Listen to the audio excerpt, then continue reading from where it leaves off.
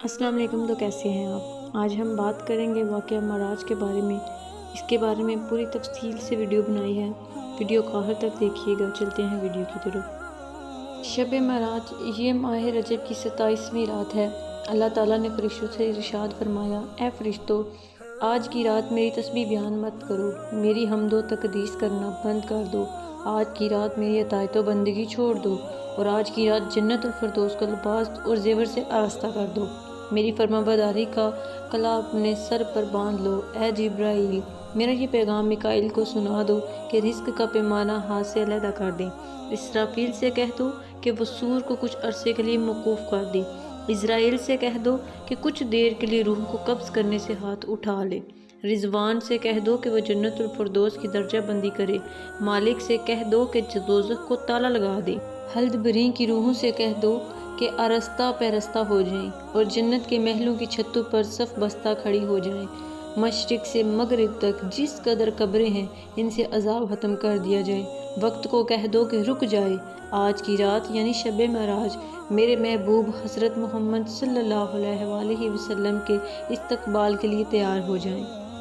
چشم زدن میں عالم بلا کا نقشہ بدل گیا۔ حکم ربی ہوا، اے جبرائیل، اپنے ساتھ 70,000 فرشتے لے جاؤ۔ حکم الہی سن کر جبرائیل امین علیہ السلام سواری لینے جنت میں جاتے ہیں، اور آپ نے ایسی سواری کا انتخاب کیا جو آج تک کسی شہنشاہ کو بھی میسر نہ ہوئی ہوگی۔ میسر ہونا تو دور کی بات ہے، دیکھی تک نہ ہوگی۔ اس سواری کا نام براق ہے۔ تفسیر روح البیان میں ہے کہ نبی کریم صلی اللہ علیہ وآلہ وسلم سے پہلے براق پر کوئی سوار نہیں ہوا۔ ماہ رجب کی 27ویں شب کس قدر پرکیف رات ہے۔ مطلع بالکل صاف ہے، فضاؤں میں عجیب سی کیفیت طاری ہے۔ رات آہستہ آہستہ کیف و نشاط کی مستی میں مست ہوتی جا رہی ہے۔ ستارے پوری آب و تاب کے ساتھ جھلملا رہے ہیں۔ پوری دنیا پر سکوت و خاموشی کا عالم طاری ہے۔ نصف شب گزرنے کو ہے کہ یکایک آسمانی دنیا کا دروازہ کھلتا ہے۔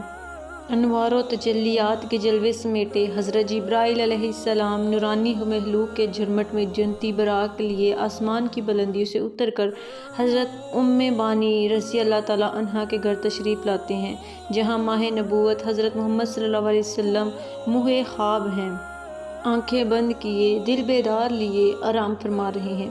حضرت جبرائیل امین ہاتھ باندھ کر کھڑے ہیں اور سوچ رہے ہیں کہ اگر آواز دے کر جگا لیا تو بے ادبی ہو جائے گی۔ فکر مند ہیں کہ معراج کے دولہے کو کیسے بدحال کیا جائے۔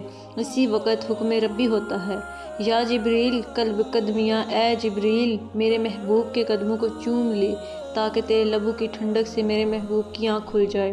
اسی دن کے واسطے میں نے تجھے کوفور سے پیدا کیا تھا۔ حکم سنتے ہی جبرائیل امین علیہ السلام آگے بڑھے اور اپنے کافوری ہونٹ محبوب دو عالم حضرت محمد صلی اللہ علیہ وآلہ وسلم کے پائے ناز سے مس کر دیے۔ یہ منظر بھی کس قدر حسین ہوگا جب جبرائیل امین علیہ السلام نے فخر کائنات حضرت محمد صلی اللہ علیہ وسلم کے قدموں کو بوسہ دیا۔ حضرت جبرائیل امین علیہ السلام کے ہونٹوں کی ٹھنڈک پا کر حضور صلی اللہ علیہ وآلہ وسلم بیدار ہوتے ہیں اور دریافت کرتے ہیں، اے جبرائیل کیسے آنا ہوا؟ عرض کرتے ہیں، یا رسول اللہ صلی اللہ علیہ وآلہ وسلم، خدائے بزرگ و برتر کی طرف سے بلاوے کا پروانہ لے کر حاضر ہوا ہوں۔ یا رسول اللہ صلی اللہ علیہ وآلہ وسلم، اللہ تعالیٰ آپ کی ملاقات کا مشتاق ہے۔ حضور صلی اللہ علیہ وسلم تشریف لے چلیے۔ زمین سے لے کر آسمانوں تک ساری گزرگاہوں پر مشتاق دید کا ہجوم ہاتھ باندھے کھڑا ہے۔ چنانچہ آپ نے سفر کی تیاری شروع کی۔ اس موقع پر حضرت جبرائیل امین علیہ السلام نے آپ کا سینہ مبارک چاک کیا اور دل کو دھویا۔ حضور صلی اللہ علیہ وسلم کا ارشاد گرامی ہے کہ میرے پاس ایک آنے والا آیا اور اس نے میرا سینہ چاک کیا۔ سینہ چاک کرنے کے بعد میرا دل نکالا، پھر میرے پاس سونے کا ایک تشت لایا گیا جو ایمان و حکمت سے لبریز تھا۔ اس کے بعد میرے دل کو دھویا گیا، پھر وہ ایمان و حکمت سے لبریز ہو گیا۔ اس قلب کو سینہ اقدس میں اس کی جگہ پر رکھ دیا گیا۔ یہ بخاری شریف میں بیان کیا گیا ہے۔ مسلم شریف میں ہے کہ حضرت جبرائیل علیہ السلام نے سینہ چاک کرنے کے بعد قلب مبارک کو زمزم پانی سے دھویا اور سینہ مبارک میں رکھ کر سینہ بند کر دیا۔ حضرت جبرائیل علیہ السلام فرماتے ہیں کہ قلب ہر قسم کی کجی سے پاک اور بے عیب ہے، اور اس میں 2 آنکھیں ہیں جو دیکھتی ہیں اور 2 کان ہیں جو سنتے ہیں۔ سینہ اقدس کے شخص کیے جانے میں کئی حکمتیں ہیں، جن میں ایک حکمت یہ ہے کہ قلب اطہر میں ایسی قوت قدسیہ شامل ہو جائے جس سے آسمانوں پر تشریف لے جانے اور عالم سماوات کا مشاہدہ کرنے، بالخصوص دیدار الہی کرنے میں کوئی دقت اور دشواری پیش نہ آئے۔ پھر آپ صلی اللہ علیہ وسلم کے سر انور پر مامہ باندھا گیا۔ علامہ کاشفی رحمۃ اللہ فرماتے ہیں کہ شب معراج حضرت محمد صلی اللہ علیہ وآلہ وسلم جو امامہ شریف پہنایا گیا، وہ امامہ مبارک حضرت آدم علیہ السلام کی پیدائش سے 7,000 سال پہلے کا تیار کیا ہوا تھا۔ 40,000 ملائکہ اس کی تعظیم و تکریم کے لیے اس کے ارد گرد کھڑے تھے۔ حضرت جبرائیل علیہ السلام نے سرور کونین حضرت محمد صلی اللہ علیہ وآلہ وسلم کو نور کی ایک چادر پہنائی، زمرد کے نالین مبارک پاؤں میں زیب تن فرمائی، یاقوت کا کمر باندھ بند کیا۔ حضور صلی اللہ علیہ وسلم نے براق کا حلیہ بیان کرتے ہوئے ارشاد فرمایا، سینہ سرخ یاقوت کی مانند چمک رہا تھا، اس کی پشت پر بجلی گونجتی تھی، ٹانگیں سبز مرد سبز دم مرجان، سر اور اس کی گردن یاقوت سے بنائی گئی تھی، بیسی زین اسی پر کس نے کی ہوئی تھی جس کے ساتھ سرخ یاقوت کے دو رکاب آویزاں تھے، اس کی پیشانی پر لا الہ الا اللہ محمد رسول اللہ لکھا ہوا تھا۔ چند لمحوں کے بعد وہ وقت بھی آ گیا کہ سرور کونین حضرت محمد صلی اللہ علیہ وآلہ وسلم براق پر تشریف فرما ہو گئے۔ حضرت جبرائیل علیہ السلام نے رکاب تھام لی، حضرت میکائیل علیہ السلام نے لگام پکڑی، حضرت اسرافیل علیہ السلام نے زین کو سنبھالا۔ حضرت امام کاشفی رحمۃ اللہ فرماتے ہیں کہ معراج کی رات 80,000 فرشتے حضور صلی اللہ علیہ وآلہ وسلم کی دائیں طرف اور 80,000 بائیں طرف تھے۔ فضا فرشتوں کے درود و سلام کی صداؤں سے گونج اٹھی اور آقائے نامدار حضرت محمد صلی اللہ علیہ وسلم درود و سلام کی گونج میں سفر معراج کا آغاز فرماتے ہیں۔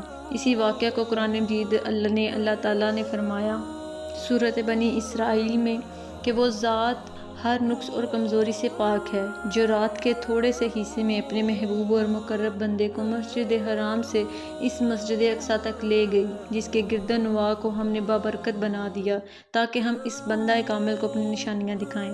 آپ صلی اللہ علیہ وسلم نہایت شان و شوکت سے ملائکہ کے جلوس میں مسجد حرام سے مسجد اقصیٰ کی طرف روانہ ہوتے ہیں۔ یہ گھڑی کس قدر النواز تھی کہ جب مکان سے لامکان تک نور ہی نور پھیلا ہوا تھا، سواری بھی نور تو سوار بھی نور، بارانی بھی نور تو دلہا بھی نور، میزان بھی نور تو مہمان بھی نور۔ نوریوں کی یہ نوری بارات فلک بوس پہاڑیوں، بے آب و گیا ریگستانوں، گھنے جنگلوں، چٹیل میدانوں، سرسبز شاداب وادیوں پر، خطرہ ویرانوں پر سفر کرتی ہوئی وادی بطا میں پہنچی، جہاں کھجور کے بے شمار درخت تھے۔ حضرت جبرائیل علیہ السلام عرض کرتے ہیں کہ حضور یہاں اتر کر 2 رکعت نفل ادا کیجیے۔ یہ آپ کی ہجرت گاہ مدینہ طیبہ سے نقل کی ادائیگی کے بعد پھر سفر شروع ہوتا ہے۔ راستے میں ایک سرخ ٹیلہ آتا ہے جہاں حضرت موسیٰ علیہ السلام کی قبر ہے۔ حضور صلی اللہ علیہ وسلم ارشاد فرماتے ہیں کہ معراج کی رات میں سرخ ٹیلے سے گزرا تو میں نے دیکھا کہ وہاں موسیٰ علیہ السلام کی قبر ہے اور وہ اپنی قبر میں کھڑے ہو کر نماز پڑھ رہے ہیں۔ پھر دیکھتے ہی دیکھتے بیت المقدس میں آ گیا جہاں قدسیوں کا جم غفیر سلامی لیے موجود ہے، حور غلماں خوش آمدید کہنے کے لیے، اور تقریباً 1,24,000 انبیاء مرسلین استقبال کے لیے بے چین اور بے قرار کھڑے ہیں۔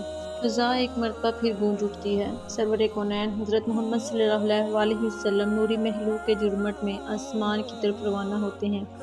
حضور صلی اللہ علیہ وسلم فرماتے ہیں کہ سم ارج بھی پھر مجھے اوپر لے جایا گیا۔ براق کی رفتار کا عالم یہ تھا کہ جہاں نگاہ کی انتہا ہوتی وہاں براق پہلا قدم رکھتا، فوراً ہی پہلا آسمان آ گیا۔ حضرت جبرائیل علیہ السلام نے دروازہ کھٹکھٹایا، دربان نے پوچھا کون؟ جواب دیا جبرائیل۔ دربان نے پوچھا من معک، تمہارے ساتھ کون ہے؟ حضرت جبرائیل علیہ السلام نے کہا حضرت محمد صلی اللہ علیہ وآلہ وسلم۔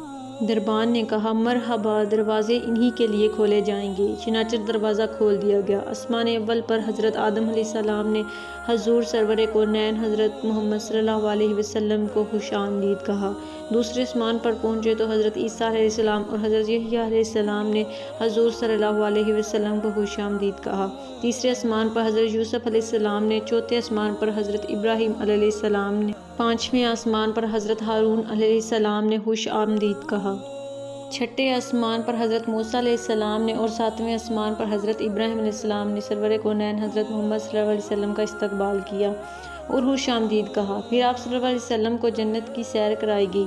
پھر آپ صلی اللہ علیہ وآلہ وسلم اس مقام پر پہنچے جہاں قلم قدرت کے چلنے کی آواز سنائی دیتی تھی۔ اس کے بعد پھر آپ صلی اللہ علیہ وسلم سدرۃ المنتہا تک پہنچے۔ سدرہ وہ مقام ہے جہاں مخلوق کے علوم کی انتہا ہے۔ فرشتوں نے اذن طلب کیا کہ اے اللہ، تیرے محبوب تشریف لا رہے ہیں، ان کے دیدار کی ہمیں اجازت عطا فرما۔ اللہ تعالیٰ نے حکم دیا کہ تمام فرشتے سدرۃ المنتہا پر جمع ہو جائیں، اور جب میرے محبوب کی سواری آئے تو سب زیارت کر لیں۔ چنانچہ ملائکہ سدرہ پر جمع ہو گئے اور جمال محمد صلی اللہ علیہ وسلم کو دیکھنے کے لیے سدرہ کو ڈھانک لیا گیا۔ اس مقام پر حضرت جبرائیل علیہ السلام رک گئے اور عرض کرنے لگے، یا رسول اللہ صلی اللہ علیہ وآلہ وسلم، ہم سب کے لیے ایک جگہ مقرر ہے۔ اب اگر میں ایک بال بھی آگے بڑھوں گا تو اللہ تعالیٰ کے انوار تجلیات میرے پروں کو جلا کر راکھ کر دیں گے۔ یہ میرے مقام کی انتہا ہے۔ سبحان اللہ۔ حضور صلی اللہ علیہ وسلم کی رفعت و عظمت کا اندازہ لگائیے کہ جہاں شہباز سدرہ کے بازو تھک جائیں اور روح الامین کی حد ختم ہو جائے، وہاں حضور صلی اللہ علیہ وسلم کی پرواز شروع ہوتی ہے۔ اس مقام پر حضور صلی اللہ علیہ وسلم ارشاد فرماتے ہیں، اے جبرائیل، کوئی حاجت ہو تو بتاؤ۔ حضرت جبرائیل علیہ السلام نے عرض کی، حضور صلی اللہ علیہ وآلہ وسلم، یہ مانگتا ہوں کہ قیامت کے دن پل صراط پر آپ کی امت کے لیے بازو پھیلا سکوں، تاکہ حضور صلی اللہ علیہ وسلم کا ایک ایک غلام آسانی کے ساتھ پل صراط سے گزر جائے۔ حضور تاجدار انبیاء صلی اللہ علیہ وسلم جبرائیل امین کو چھوڑ کر تنہا انوار و تجلیات کی منازل طے کرتے گئے۔ مواہب المدینہ میں ہے کہ جب حضور صلی اللہ علیہ وسلم عرش کے قریب پہنچے تو آگے حجات کی حجات تھی، تمام پردے اٹھا دیے گئے۔ اس واقعہ کو قرآن مجید میں اس طرح بیان فرمایا گیا ہے، سورۃ النجم کی آیت نمبر 76 ہے، پھر اس نے ظہور کا ارادہ فرمایا اور وہ سب سے اونچا کنارے پر تھے۔ آیت کے ترجمے کی وضاحت کرتے ہوئے بیان کر دیتی ہوں کہ پھر اس جلوہ حسن نے اپنے ظہور کا ارادہ فرمایا اور وہ حضرت محمد صلی اللہ علیہ وسلم شب معراج عالم مکان کے سب سے اونچے کنارے پر تھے، یعنی عالم خلق کی انتہا پر تھے۔ اس آیت کی تفسیر میں مفسر قرآن حضرت امام رازی رحمۃ اللہ فرماتے ہیں کہ سرور دو عالم حضرت محمد صلی اللہ علیہ وسلم تشریف شب معراج اسماء بری کے بلند کناروں پر پہنچے تو تجلی الہی متوجہ نمائش ہوئی۔ صاحب تصویر روح البیان نے فرمایا کہ فاستوی کے معنی یہ ہیں کہ حضرت سید عالم صلی اللہ علیہ وسلم نے افق اعلیٰ یعنی آسمانوں کے اوپر جلوہ فرمایا۔